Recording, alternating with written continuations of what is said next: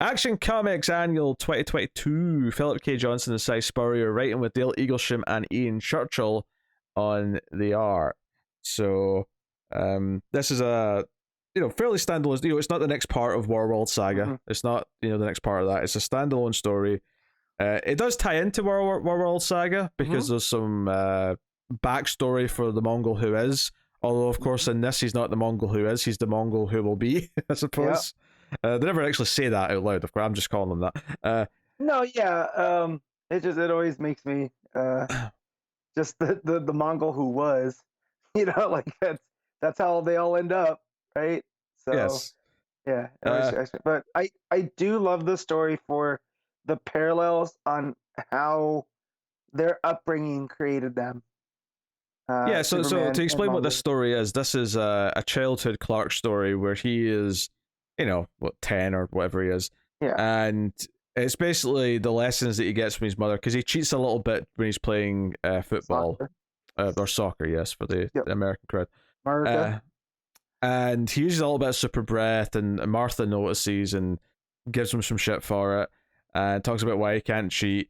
And Clark talks about how there's this bully in his class who was, being a shithead to other people, and he felt it was the right thing to do. And she's like, no, because maybe him scoring that goal would have made his day, and you can't, you have to give people a chance to like feel those things, and you don't earn anything if you use your powers. And then meanwhile, we also cut to Warworld, and we see the current Mongol when he was younger, like the total opposite, where his mother is like, oh, you're supposed to like be tough. They're and rating him for not using his strength. Yeah, be a war zone and show no mercy, all that kind of stuff. Complete opposites. And you have these parallels. So you can sort of see what the book's going to be doing at this point and how it's going to play off these two counter things. Where it throws you for a loop though is when it cuts back to the Earth stuff with Clark and Martha, is the little shithead bully who's convinced Clark cheated kicks the ball at them, and it hits Martha, and it knocks off her wig, revealing that she is got cancer. And it's like, oh shit, okay, we're doing something a little bit different here. We're adding something new to the backstory, and this really pisses off Clark, obviously, and he can't sleep that night. He's livid. He's livid that he did this to his mother.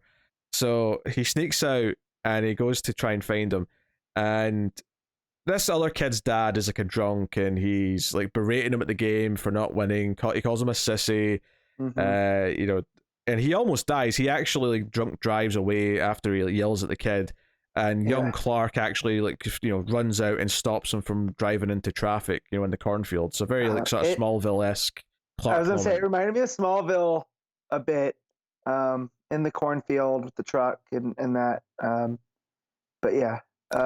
And obviously what it's doing here is it's showing you that, this kid is the way he is because he's got a really horrible influence for a father.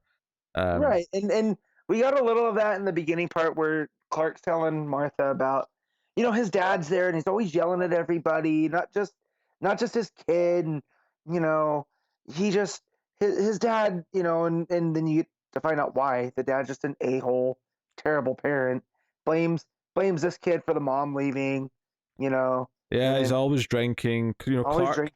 Clark takes him to the hospital, drops him off. Obviously, the guy's knocked out the whole time, but he takes him to the hospital and drops him off so he can get help. But he looks in the window at one point and sees Martha getting chemotherapy.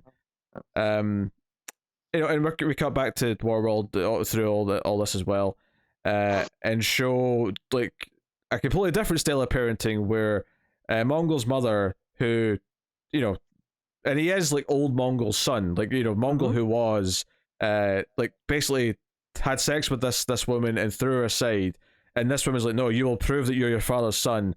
And at one point she grabs these alien bug things and starts eating them and says, no, these are mine. If you want to survive, you get your own, and things like that.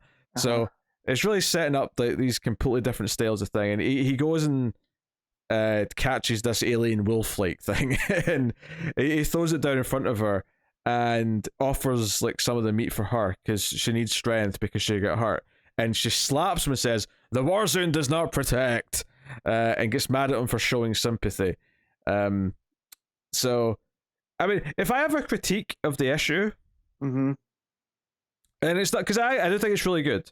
And I have two minor critiques of it. One is that it is maybe a little bit too much of paralleling going on, because we have the parallel of the shitty human father as well as the shitty Warzone alien mother, right?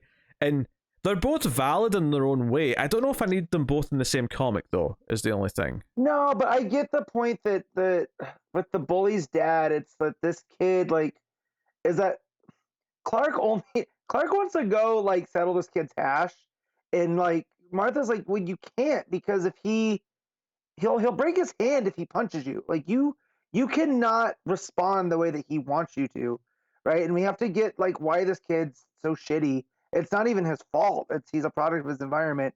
And so we get that with Warworld too, but it's different. It's like this mom thinks she's being a good mom, right? Whereas the dad doesn't even think of the kid at all.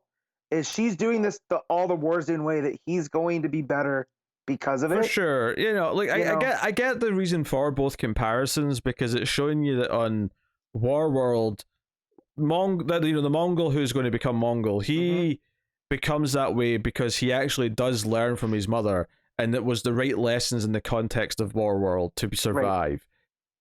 Right. I understand that, but there was definitely some points though where I felt like we were doing two parallels at the same time, and I don't know if it just felt a little bit too much. But I liked it because I was not expecting the cancer thing. Like, that threw me for a loop. I wasn't expecting that. I had seen some stuff about Martha, and that adds to her character, and I was like, okay, something, there's a Ma Kent story in here, and then just that story and how she, she's just playing it off as just part of life, and she's not, panicking or anything to let Clark know. Like, she's setting that example, and so just to see the difference in parenting there too, that she's being not a martyr, but she's being strong and being this rock for Clark, because he's a kid and shouldn't have to worry about this, versus the terrible dad that's making the soccer game about him, right? He's like, oh, I can't believe you let that happen. It makes me look bad,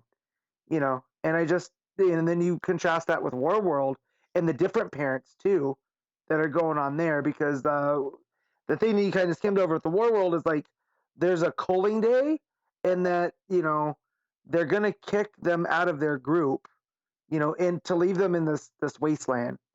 And, this other mom other Warzone mom is talking about now, her son's really the true son of Mongol, but no, there's she's putting it up, and, it's through the wastelands that the Mongol who will be is born, right? And it's because of, the contrasting parenting. It's almost as if her being cold was kind of her plan, because it was going to make him stronger, but yeah, no, just the Martha stuff hit me, especially, I have my own mom issues at play, and just her, reminding Clark about, the strength is what you don't do, right? It's not always about being the strongest. It's about knowing you're the strongest and handling it better, and that's something my mom always tried to instill on me, and it's taken 36 years in a comic book, right, for all of that to come to a head. And it just, man, I was not planning on crying at 9:00 last night, reading a comic book, and that shit just hit right in the gut. Yeah, when we go back to Earth, Clark is trying to cut his hair. He wants to shave his head to show that he's there's a gesture to show solidarity. Solidarity, whatever. But like, he breaks the big shears. He tries a chainsaw, that doesn't work. Which did lead to the question, like, well, your hair would be longer now if you'd never been able to cut it. So I was like, well, how have you been cutting it? Yeah, I think they're just going for the laughs, right? Yeah. I mean, it's a good question though. How have they been cutting these? If it can't be cut with any conventional methods, or right. I mean, and these aren't even conventional. These are pretty hefty things to be cutting hair with. But you know what I mean. I presume that when he's older, he uses his heat vision to get it off, but he doesn't have that funny moment in a comic where he's using his heat vision to shave. Yes. Through the mirror, and that always cracked me up. But he doesn't necessarily have that yet. Although that said, John got it pretty early, an early rebirth. So maybe in this continuity he has had it since he was like poor Goldie or something like that. So, but there's this thing where the next day he's playing the football again, and when the bully, he gets mad because Clark sticks up for him when the other kids are picking on him, and he goes to punch Clark, and I do really like this here where you get like a few panels of the bully punching Clark, and it's sort of the fist is coming in, and I love the expression in Clark's face, which is, if I just stand my ground, his hand's going to break. It specifically pointed that out earlier, that that's what will happen if this kid punches him. So he has to move with the punch and take it and make it look like he's hurt, right? He has to go down. He has to sell. Yeah, he has to sell. Yeah, to use a wrestling term, he has to sell the punch. So sure enough, he goes down, but I love the look in his face, like mid punch, when it's almost like he looks at the camera like, I'm going to have to. I'm going to have to take a dive here. Yep. And sure enough, he dives, and the kid laughs because he thinks you got one over on him. Yeah, and then he calls him a sissy, the bully, but then he sort of like pauses as he says it because he kind of realizes that he's acting like his father. Right. And then Clark says, "You're not like him, Caleb," and he starts to he starts to give him a Superman speech basically, where he's like, you don't have to behave like him, and it's kind of a sweet moment, and so it's all good stuff, and it culminates in Clark's with his parents, and they're apologizing for not telling him, but they didn't want to worry him. Although at this point it sounds like the cancer's in remission and it's going to go away. Yeah. Which makes sense because, if they were changing the backstory to Martha dying at some point of cancer, we would have probably heard about it. So in walks this kid. And I actually didn't notice it first because I actually went back and checked, like, how hairy was this kid before? But he did, like, if you'll go back and check, he was always wearing his hat, but he always had like hair coming out from underneath his hat.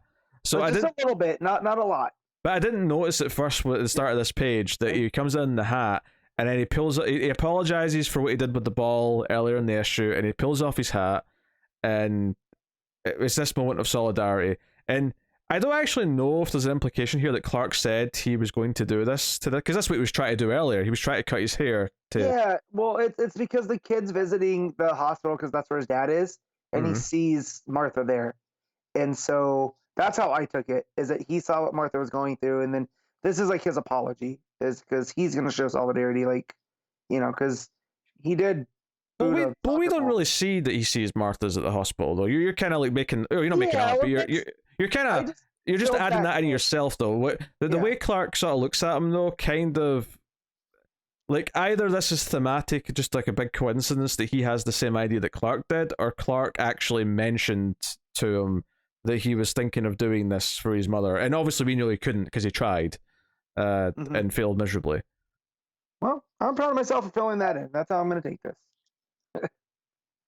Sure. But yeah, no, it's a very nice moment, because it's this kid that shows that he does have good, and it's because of Clark seeing the good in him that he realized it was there, and again, it's like you said, it's a very Superman moment, right?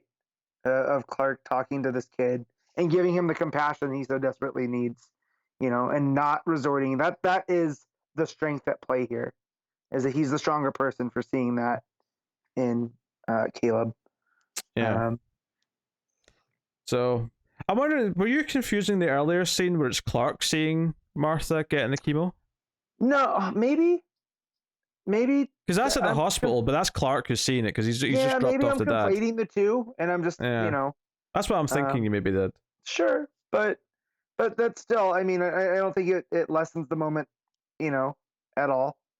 That if the kid was there because his dad's at the hospital, because he is at the hospital. I don't think he went seeking out the Kents just because, like the kid has a reason for being there. Presumably, but it's not like he shaved his head at the hospital. No, but I'm just saying, like, the reason that he knew she was going through stuff, but beyond Clark saying something, because I don't feel like Clark just telling them, like, "Hey, my mom has cancer." Well, I don't think he had to tell him per se. Like he saw the wig come off. Like he cracked jokes about it. Right. But like, so he already saw her like that then, and he probably felt guilty about it. Which is why I don't think he needs to see her at the hospital. So and I don't think there's an implication that he necessarily did see her at the hospital. So So, but anyway, the stuff in Warworld, of course, has a very different outcome, where Mongol, who's going to be actual, leaves his mother for dead, and it's after she actually jumps in to save him from a monster, and like. And he kind of questions this, like, you're not supposed to jump in to save me. That's what you've been teaching me not to do. He says, we don't protect. And he's like, why? And she says, well, because Mongol, he did this to us. He cursed, he cast us out, and he put us into this life. You need to like kill him. Like, that's why, so it's all for revenge. And he's like, I will. And then the next time we see him and he's accepted back into like the tribe or whatever, he says, yeah, I left her behind because she protected, she did not act like Warzone. So it's kind of like he's kind of become as cold as her, by the end. So, but this is what he needs to be to survive. And ultimately, I mean, he becomes Mongol. So he succeeds, he reaches the throne effectively. He becomes the most powerful being on Warworld. So, job well done, I guess, Mongol mummy. Right. Oh, yeah. So they're talking about the Mongol who is, so the current Mongol who is, bested a bull mammoth fully grown. And that's what the Mongol who will be. That's what he does too. Yes. And so it's setting up that the mom sacrifices herself with this monster, and he's able to defeat it. And it's almost like him following in his father's footsteps, but now it's in order to kill him and be his reckoning. Yeah, it is interesting to show that at one time Mongol did have more compassion, and it was stamped out of him by his mother. Because that's how he's gonna have to climb the ladder, right? Because he can't, he can't show weakness, or else he'll never be the Mongol. He'll never be Mongol. Oh, sure, but I mean more for the comparison of like just the idea that was once there. Right. It adds more drama to the idea that he is so adamant, and I'm not expecting Superman to talk him down and make him see compassion again, but I think it adds some drama that it was once there and it'll never come back again. It makes him this tragic kind of villain in a way. Because he's forced to kill his mom too, so that's almost like that is the death of his compassion, right? Oh, very possibly, yeah. Is he? Yeah, he walks out of that creature. Yeah, you can even call that a parallel as well, is that on Earth, like, Clark is there and like wants to help his mum fight the cancer, where in Warworld, oh, you're injured, I will put you out your misery with the blade. Right. Right. So there's a bit of a contrast there with that as well. Obviously back on Earth, and more present day or close to present day times, because obviously in present day he's on Warworld, but Superman like goes and sees what this grown up bully's doing now, and he's working with troubled kids. And it's it's kind of a nice, like, hey, he grew up to be someone good, and he's still wearing the same, well, not exact same hat, but he's still wearing a hat, yeah. So it's it's a nice story. Yeah, it's funny because I'm of two minds of him shaving his head, actually, because again, it's a payoff to Clark trying to do it and not being able to, but I do think it is maybe just a touch on the overlay, like, sentimental drama side. I think like the scene afterwards where Superman goes to see what he does now as an adult, and he's this good person helping kids. I think that like sells, like, oh, this moment where Clark stood up for him and told him that he doesn't have to be like his father. Like, I think seeing what he's become tells me like how important that was to who he became. That you don't necessarily need to have this big grand gesture that he does for Martha necessarily. That's maybe just like going a little too into the mushy side. But I still respect it for why it's doing. I get that it's a payoff. By the time I got to that point, I was already a mess. So yeah, it just pushed it along. I maybe would have reined in the sentimental just a touch, right? I appreciate what it's doing, and I do think it's a really strong issue, and it did hit me in the feels in multiple points. But I may have just reined that in just a smidge. Yeah. But like I said, that was my two things. It was that, and then maybe just like kind of the three-way parallels a little bit.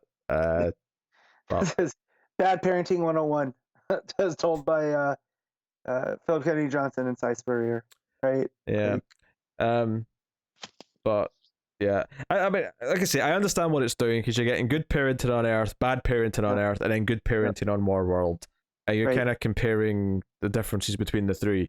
But I do wonder if it'd have been neater if it was either just Clark and the bully and comparing the parenting between them, or just here's good parenting with Clark on Earth, and then here's good parenting with Mongol, who will be on Mongol. Well, and I like the parallel between Mongol and Clark is that who they were got set early, right? It sets them on a collision course. The immovable, solvable force, immovable object of it all. Sure. And it started in childhood. But yeah, no, the War World stuff too is just so brutal. When he gets to the end and he is Mongol and he still has that knife, right? And he fights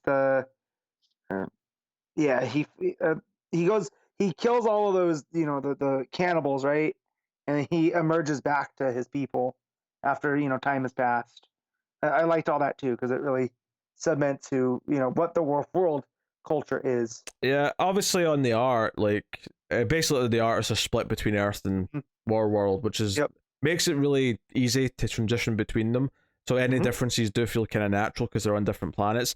To be honest, though, I do think they complement each other quite well, though. I never really felt any jarring differences when I was going back and forth between them, even though they do look different. The colors are very different on Warworld. It's a lot of harsh reds and oranges and all that stuff. Earth's a lot more natural tones. There's more greens and blues and all sorts. But warmth at times, some of the scenes towards the end, Superman when he's in the costume flying above, he's very vivid, and the sun behind him is like sort of setting, and it's very that magic hour kind of thing. But it's very expressive, and I'd be totally down for either of these artists like continuing to do Superman, which I definitely would have said for Eaglesham before. I don't know if I remember Ian Churchill from any other books, but I like his work in this. I feel like Ian Churchill's done a lot of Flash. Like it sounds vaguely familiar, but I don't know if it's come up a lot. No, because it was through Titans. So he did some Titans, some Supergirl. It's just a name that I'm familiar with. So maybe Supergirl's where I noticed them then. Yeah, he's done Wonder Woman. Honestly, I'm not saying this is good, but I definitely got some Gary Frank vibes from some of the art in this, which I really appreciate. Yeah, well, I was feeling the Frank stuff in the Smallville, and I just don't know if it's the coloring or what. It's the face. It's the way he draws the faces. Although I don't know if I think that's I thought Eaglesham was doing Earth and it was Churchill doing Warworld. But if you tell me it's the other way around, I won't argue with you too much. Yeah, I'm trying to look for some Telltale. So it does feel like Eaglesham's doing the Warworld stuff, right? I assumed it was the other way around, but I mean, I'm not actually sure. Well, yeah, I mean, which is a credit that the art is similar, even though it's a little different. Because the biggest difference is the coloring more than anything else. But it's very good throughout. Like I really found no issues with it. The entire time. It was very expressive. It was constantly like I say, a little Clark definitely felt like a Gary Frank-esque little Clark. So yeah, I mean it's an extremely good issue. It's one of those things where I have a couple of slight things with it, but they're very minor in the grand scheme of things, and the emotion ultimately hits, and it does. Well, very separate and fairly standalone, it does kind of add like a nice bit of flavor to the Warworld saga because it does include the comparison with Mongol. So, and so much of Warworld saga has been how Clark is trying to inspire people to rise against Mongol, and how the beliefs in Warworld are these polar opposites, where it is we have to fight to get more chain links because that's how we're strong and that's how we thrive, and we don't feel like we want to be saved and freed from Mongol. Right, because they are the system that is imprisoning them is also empowering them, right? Yeah, but the point I'm making here is that this issue is showing those differences right baked in from the start of their lifespans. Right. Right from childhood, they're drilled in with these beliefs from the get go. So it does fit nicely as a companion issue to that story. I don't know where in the trade you put this necessarily.